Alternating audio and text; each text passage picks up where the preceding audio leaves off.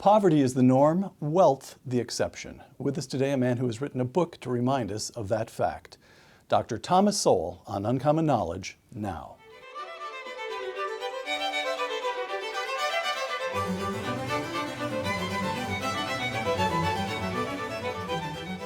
Welcome to Uncommon Knowledge. I'm Peter Robinson. Thomas Sowell has taught economics, intellectual history, and social policy at institutions such as Cornell, UCLA, and Amherst. The author of more than a dozen books, well over a dozen books. Dr. Sowell is now a senior fellow at the Hoover Institution at Stanford University. His latest work, Wealth, Poverty, and Politics, an International Perspective. Tom Sowell, welcome. Good to be here. The big idea. Wealth, Poverty, and Politics, quote, the difference between seeing economic disparities as due to differences in the production of wealth and seeing those disparities as due to the transfer of wealth from some people to other people is fundamental. Explain that. Well, I think there are a lot of people who regard so-called disparities and inequities in income as something that requires some great explanation, seem to assume that in the absence of some intervention, everyone would have something roughly equal income. Virtually everything that goes into the production of income varies enormously between groups, between nations, between people on the flatlands and the people in the mountains. You name it, it varies. It varies. And I take it, correct me if I'm wrong about this, but I was reading this, I take it as one of the principal efforts of this book to correct the thinking of Americans who have grown up, most of us, in conditions that, by the standards of human history and by the standards of many other places on the globe today, would be conditions of almost staggering wealth. Yes. Even poor people in this country have smartphones, televisions, cars, and so forth. And we tend to assume, it may be human nature, we tend to assume that our conditions are normal and conditions that differ from ours are the anomaly. And, and this book says, no, no, no, no. Well, good heavens, and especially if you look back through time, really it's only within the last 5 or 10% of the existence of human beings that there's been agriculture. I mean, think what that means, that people had to feed themselves hunting and gathering, fishing, herding animals. And of course that meant that you couldn't have cities because for all those other ways of living, you need an enormous amount of land per person. If you were to, one Manhattan would probably be enough, to spread famine throughout the world. So that I start with geography because that's the most implacable obstacle. And geography is anywhere close to being normal. For example, just geographic phenomena. In the great majority of all the tornadoes in the entire world occur in the middle of the United States. You don't hear about tornadoes in London or Paris or Beijing. And you don't hear about them in New York or San Francisco for that matter. That just in one little place in the world, all the conditions are there for a tornado alley. And it's true with so many other things. Nothing is evenly spread out. There are rivers on every continent, but the rivers aren't the same. Let me add, I was especially struck, let me give you this, here's a quotation from the book. Western Europe's rivers often lead out into open seas, providing access to seaports around the world. But most rivers in Eastern and Southern Europe are quite different. Yes. What's the difference and what bearing has that had on economic development? Well, the rivers in Eastern Europe tend to flow into lakes and inland seas. And so when you get to the end of the Danube or the Don, you are not out in the open ocean. You're the Black Sea or the Caspian. That's right. And then if you want to get to the Atlantic, you have to go to the entire length of the Mediterranean to get out there. The rivers in Russia, most of those empty into the Arctic Ocean, which is not quite as convenient as the Atlantic or the Pacific. And what that means is that you can't have the commerce, you can't have industry and whatnot to the same extent that you have. More importantly, you're not connected with the rest of the human race to the same extent. And one of the major findings throughout the book is that isolation almost invariably means poverty and backwardness. In the mountains, Yes. if you live in Eastern Europe or Russia and you're cut off from the rest of the world, isolation leads, in fact, well, we'll get to this in a moment, but it seems even to have an effect on cognitive ability, prolonged isolation. Oh, sure. Well, certainly in terms of not just sheer knowledge, you don't have the same knowledge, but more than that, you're not aware of how the basic things of life are done differently in other parts of the world. And so people who are isolated will keep doing things for centuries or thousands of years. So, for example, when the British landed in Australia, they find the Australian Aborigines are living really at a Stone Age level. Similarly, when people from Europe came to the Canary Islands, the same thing. They had no idea of iron. In Australia, they had no idea of iron. It's one of the great sources of iron ore in the world. Staying with geography for a moment, again, one of the themes that seems to me to run through the book is this question of your resistance to notions of, to attempting to impose notions of morality on economic conditions. So, for example, with geography, some people happen to be born in Western Europe where the rivers lead to the sea, and some people happen to be born in Russia where some rivers lead to the frozen Arctic and some rivers lead to the Black Sea. And it's nobody's fault. Yes. It's luck. Yes. Or sheer happenstance. Nobody's robbing anybody else. Yes, as one economic historian said, you know, the world has never been a level playing field. All right. Cultural factors, another one of the large segments of the book. Let me quote to you again, Wealth, Poverty, and Politics, quote, "Without the cultural prerequisites for developing natural resources into real wealth, the raw physical resources themselves are of little or no value," close quote. Tell us what you mean by cultural prerequisites. Partly, that would be simply the knowledge of how to use things. As I mentioned in the book, the main difference between us and the caveman is simply human capital. Don't forget the caveman had all the natural resources we have today, and he had them in greater abundance because none of them had ever been used up. But he didn't have the knowledge that it would take to turn those to his own purposes. We just know more. Yeah. We just know more. Now, you note a certain productive capacity that certain cultural groups demonstrate. And you can see them because they demonstrate the same, let's call it industriousness, as they disperse to different parts of the world. Yes.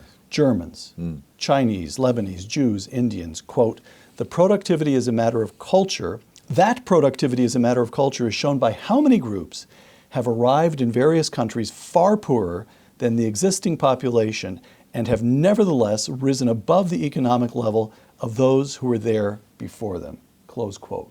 Let's just choose, you name a lot of groups, it's a big book. Let me just toss one at you and see how you do. The overseas Chinese. Oh my goodness, the overseas Chinese settled largely in Southeast Asia. Many of them came there with little more than the clothes on their backs. There was one Chinese millionaire in one of the countries who had in the foyer to his mansion this stick with a little cloth thing tied to it, because he walked into this place with that stick, all his belongings, and this little cloth thing tied to his stick over his shoulder, and he took off from there. All right. The Jews. Oh my heavens, that's been in so many places. My gosh, the Lower East Side of New York, one of the most terrible places when the Jews landed. The poverty and squalor is just unbelievable. In fact, even as late as the late 1940s, when I went to school on the Lower East Side, I'd always heard that all Jews were rich. And when I saw the Lower East Side, I was like, why are these rich people living like this? The buildings on the Lower East Side were older and in worse conditions than the buildings in Harlem where I lived. And they don't live there anymore. No. Those neighborhoods have turned over? Yes. And it went by generation. The generation that was there first even when they rose up to where they could have moved, they didn't, because many of them were not fluent in English and so on. And so you could live on the Lower East Side knowing only Yiddish and find doctors, lawyers, anything you wanted, go into stores and so forth. And if you moved up to upscale places like Harlem, which was once Jewish, or to the Bronx, which at another time which became Jewish, you would lose that. The more acculturated people, the next generation who spoke English and were more familiar with American society, they lived in those kinds of places. Got it. So why is it that in many instances that you detail, you get a subgroup, the Chinese move to Fiji, and why is it then that so often we see the pattern that the indigenous, the people who were there first, fail to get with the program? And to the contrary, not only do they not get with the program, learning the skills of productivity, they tend again and again and again to persecute the groups that came with nothing but achieve a certain level of affluence. So we have the Jews, that's an old story, ancient story, the persecution of the Jews. But you also show it with the overseas Chinese in Malaysia, with Indians in East Africa, and on it goes. What's going on there? Well, for one thing, there's no particular reason to have expected the indigenous people to have acquired the same skills that the people who came there had. And worse yet, the leaders of these groups are very quick to blame the fact that they are lagging on the other groups who are more advanced. One of the phrases that you often hear, that this group took over this whole industry. And in many cases, there was no such industry until they came there and built it. Right. They did not take it over. Right, right. So those are examples of the way culture can promote or enable economic productivity. You also provide a counterexample, the Soviet Union. Quote, the Soviet Union was almost a tailor-made refutation of geographic determinism. Explain that. Oh, the Soviet Union was one of the most richly supplied countries with natural resources, and probably the most richly supplied. It was the only industrial nation which has so much petroleum that they export oil. Right. They have some, I don't remember the fraction, but they have a substantial part of the world's supply of natural gas, which they're now supplying all over Europe. Iron ore, manganese, you name it, they had it. At one time, something like half the industrial diamonds in the world came from the Soviet Union. The land was so rich that when Hitler sent his army in to invade the Soviet Union during World War II, he had plans to have the railroads take back this land from Russia into Germany, because it was that well known for its You mean just the topsoil? He was going to send boxcars of topsoil back to Germany? That's right. I didn't know that. It's one of the most fertile sections and the irony is, one of the world's great famines occurred in the Soviet Union. How come? Mismanagement by the government. Milton Friedman once said that if the government took over the Sahara Desert, there would be a shortage of sand. And the Soviet Union, it was just that way. All right. More on social factors. I'm quoting again from Wealth, Poverty, and Politics. This is tricky ground. There is empirical evidence against genetic determinism. We're talking about IQ scores now. For example, there have been whole communities of whites from isolated mountain regions in America whose average IQs have been similar to or lower than the average IQs of black Americans. But while such evidence undermines genetic determinism, that does not make mental test differences irrelevant. So we're not genetically determined, but disparities among ethnic and racial groups are still worth noting, still consequential. How do we put this? No, you're seldom hiring a whole group or admitting a whole group to college. What you're doing is judging individuals. And the predictive validity is really a totally separate question from the question of genetics versus environment.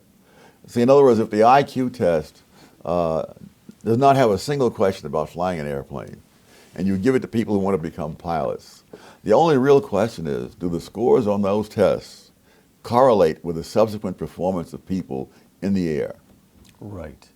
But you see, I mean, it sounds so simple when you say it that way. But the Supreme Court of the United States had a totally different take, that the employer must validate a test that is not job related. And so what they're saying is, it's a question of whether this test seems plausible to third parties who have neither expertise nor experience on the job. And that would be the criterion for whether it's a good test. All right. Staying on this subject of genetics, race, ethnic groups, and so forth, you talk, again, in Wealth, Poverty, and Politics, you describe three very selective, they're public high schools in New York, but they're very selective. You have to test to get into them. That's Stuyvesant High, your Stuyvesant High, Bronx Science, and Brooklyn Tech.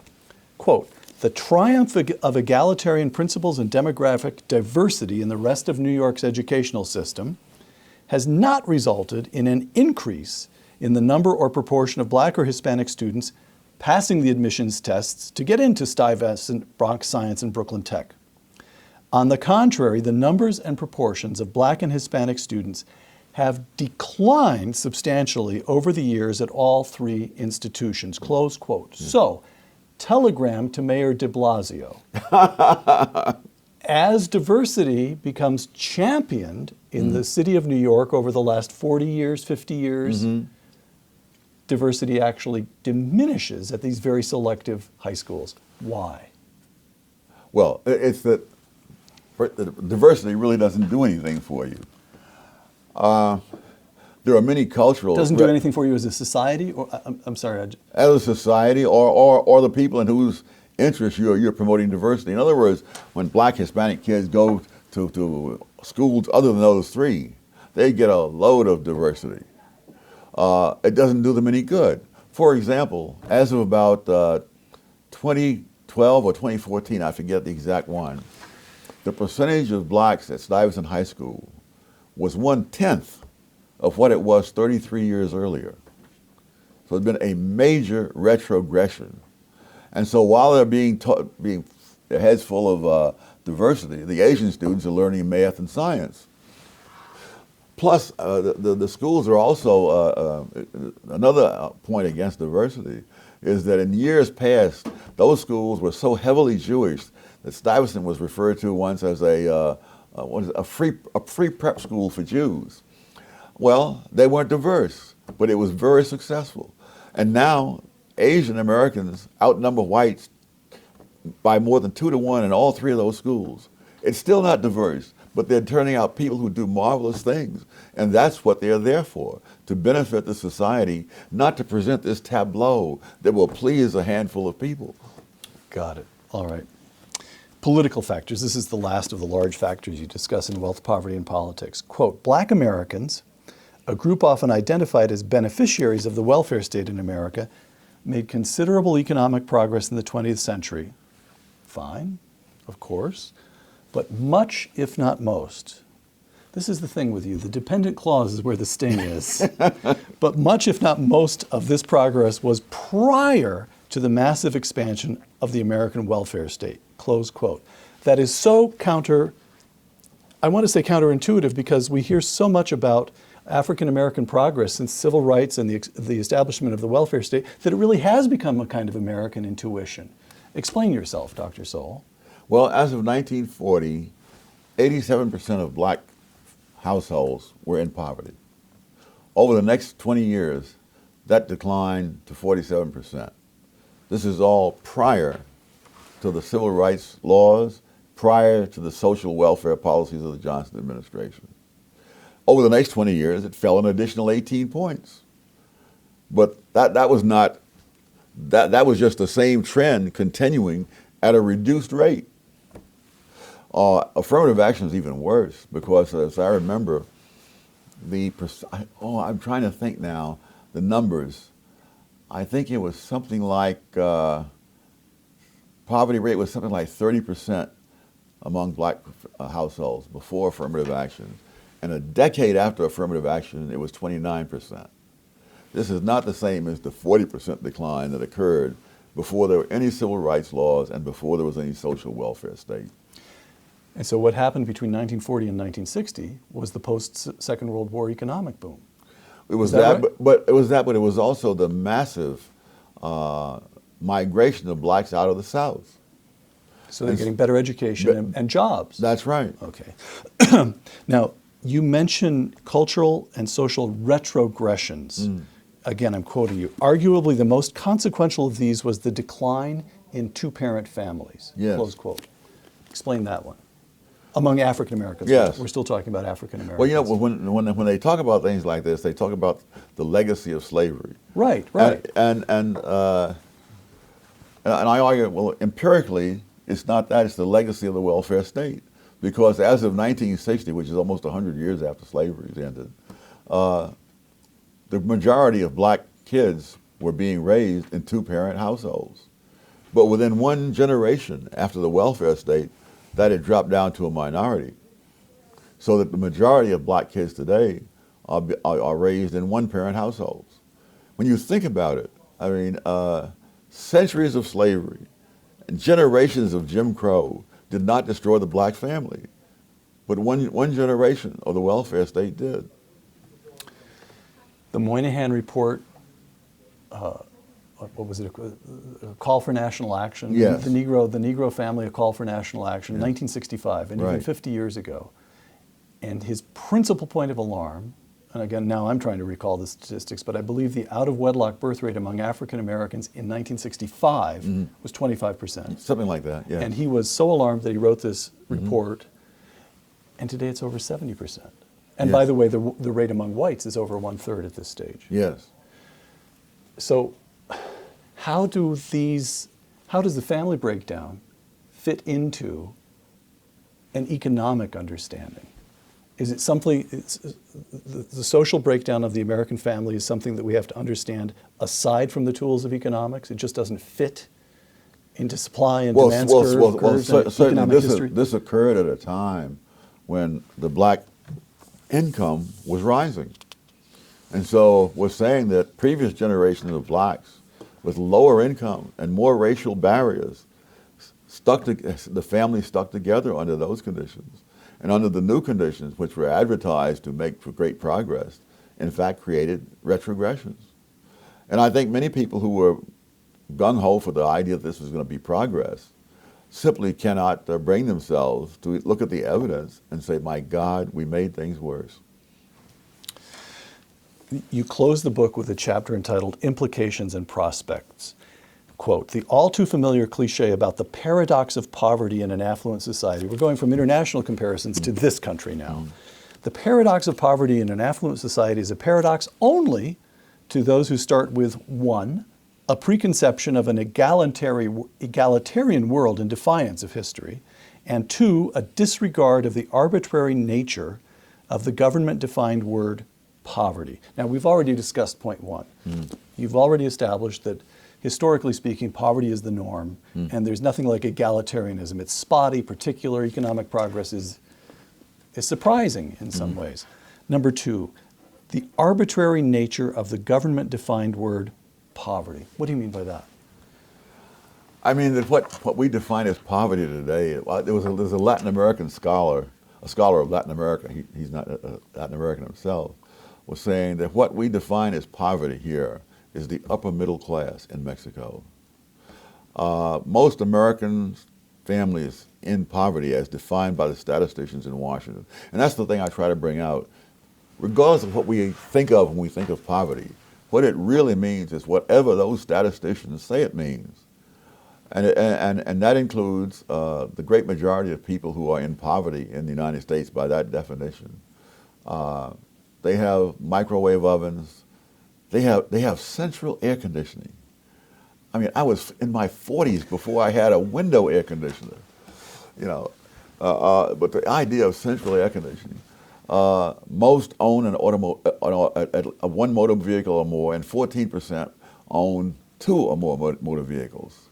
It is simply not poverty, not by any historical understanding whatsoever. Yeah, no.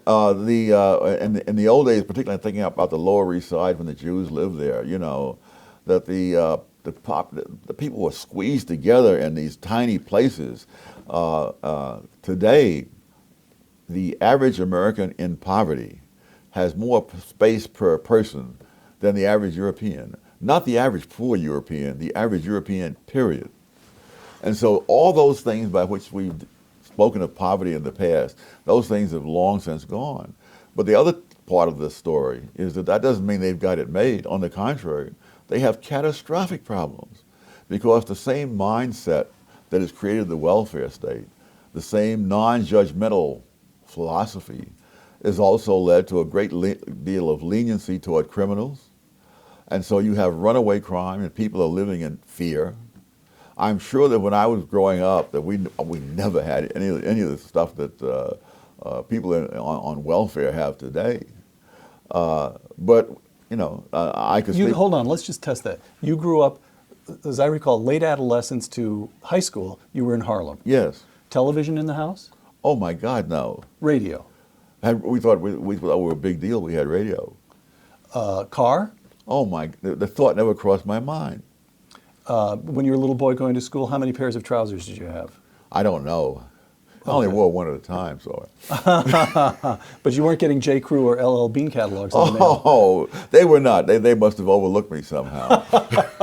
You weren't in the right zip code. What about? Well, let me. You weren't hungry though. You were still well fed. Yes. Right. But you know, you mentioned about LL Bean. My sister was visiting me from the East Coast once. Said, you know, the people in the ghetto would not wear the kind of khakis you wear.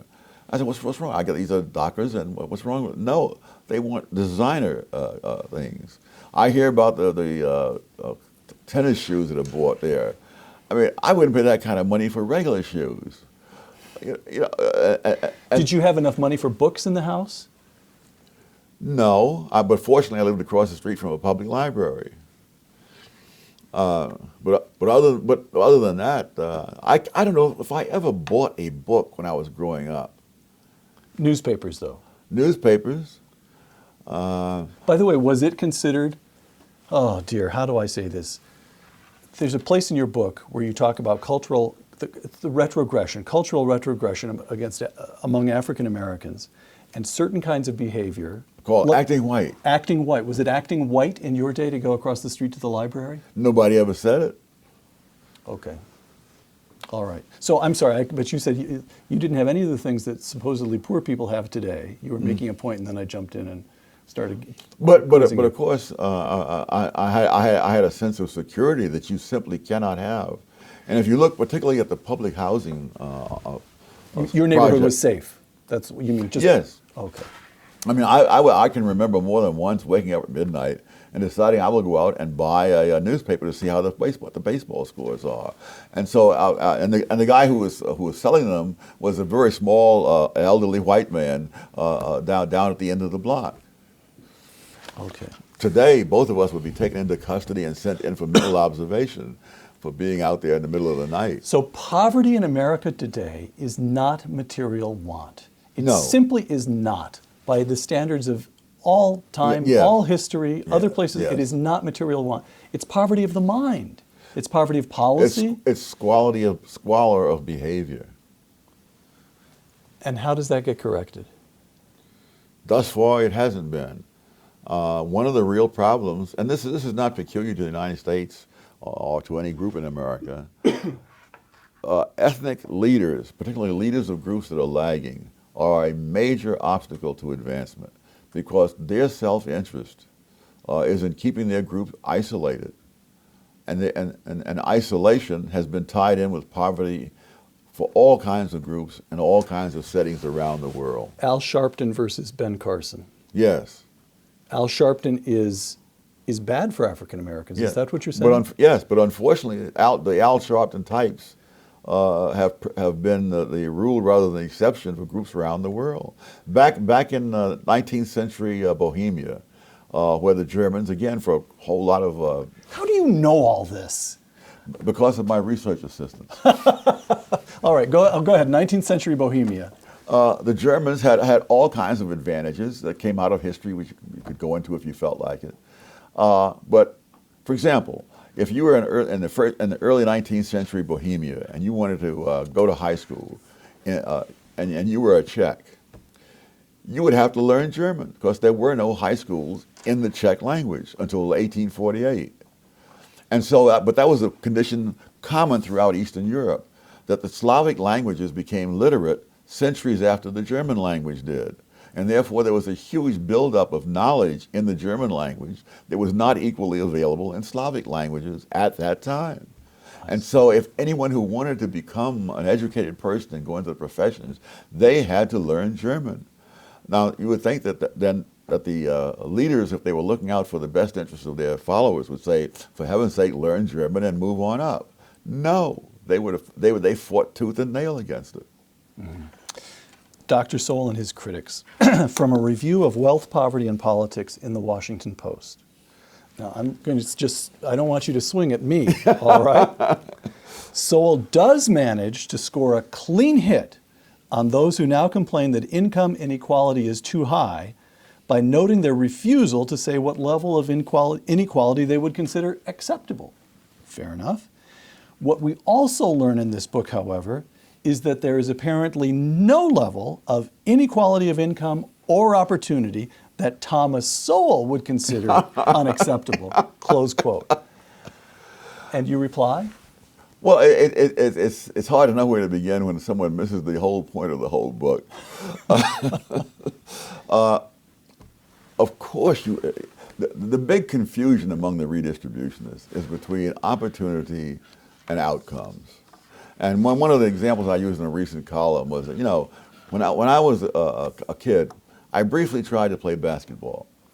And I was lucky to hit the backboard, never mind the basket, But I had just as much opportunity to play basketball as Michael Jordan had. You cannot measure opportunity by outcomes. And that's what the redistributionists insist on doing. They say this group obviously didn't have equal opportunity because they were turned down for loans more so than that group. Yes, if you have lower credit scores, you'll be turned down for loans more so than people with high credit scores.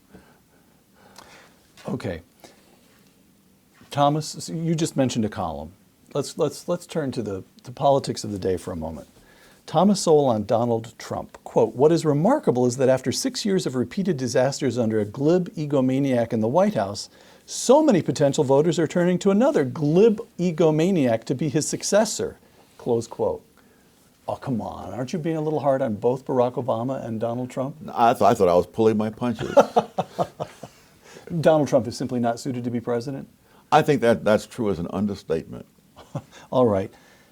Nor is the current president. I was going to say Barack Obama is the president. Yes. Glib egomaniac. How bad has he been? Where does Barack Obama rank in your mind, you who know so much history, among the worst American presidents? He has displaced Jimmy Carter from that position.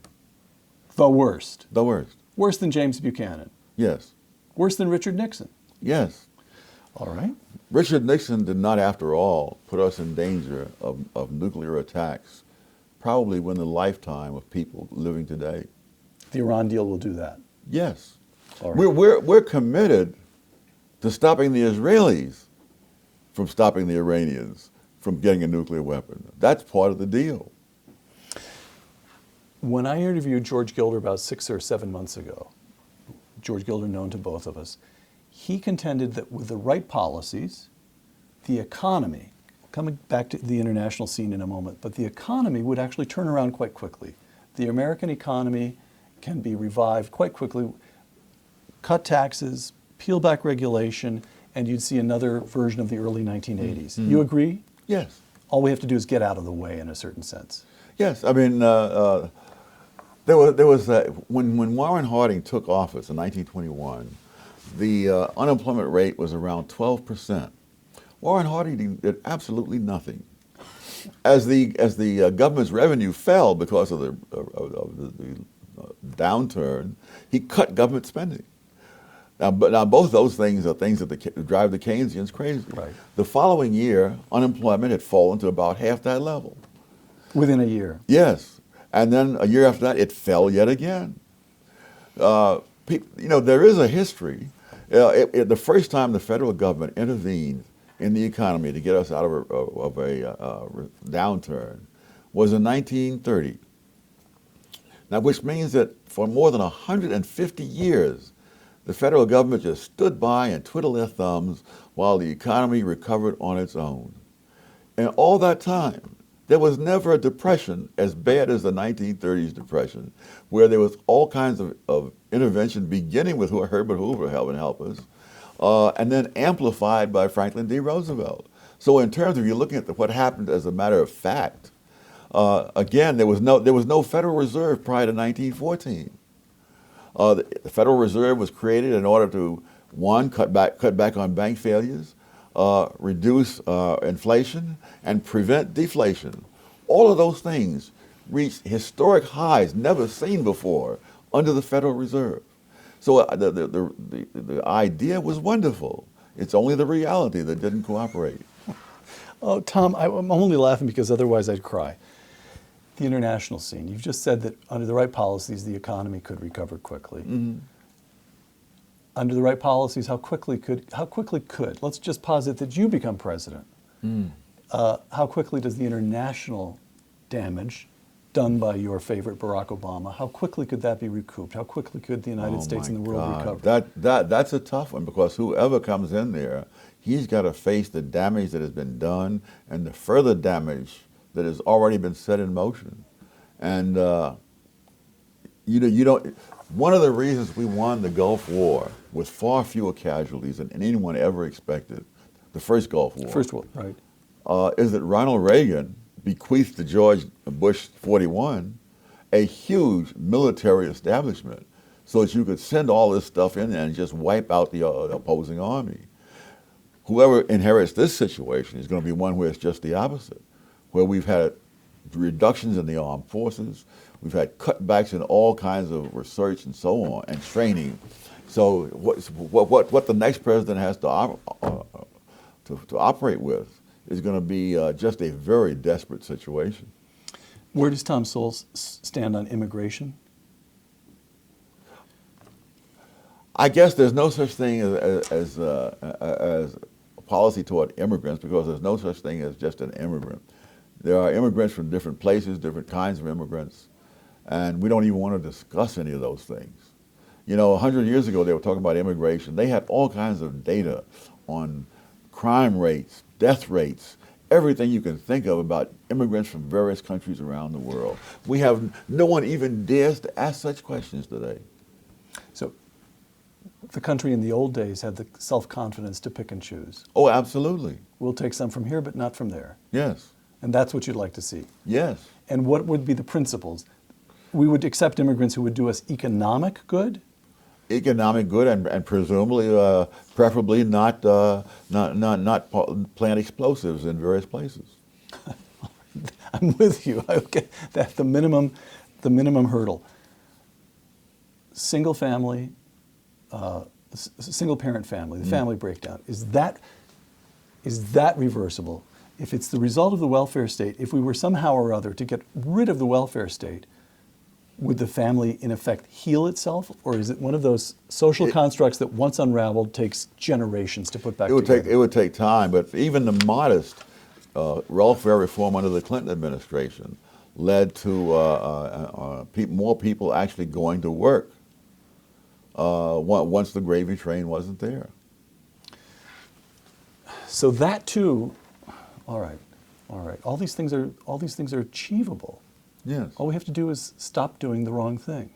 Yes. We have to stop being stupid. Well, you could put it that way. All right. A couple of last questions. We're taping this the week before Pope Francis visits the United States.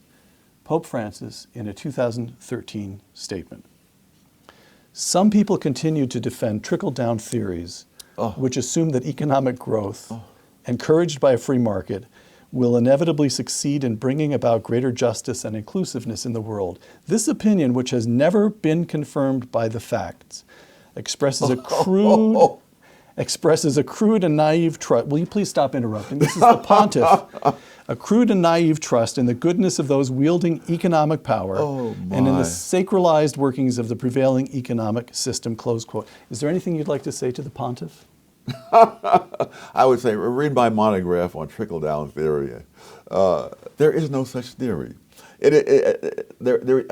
Some years ago in one of my columns, I defied anybody to name any economist of any school of thought outside of an insane asylum who had ever advanced that theory. I pointed out that Joseph Schumpeter's 1,260-page book on the history of economic analysis, printed in very small letters, has no mention of any trickle-down. There is no such theory.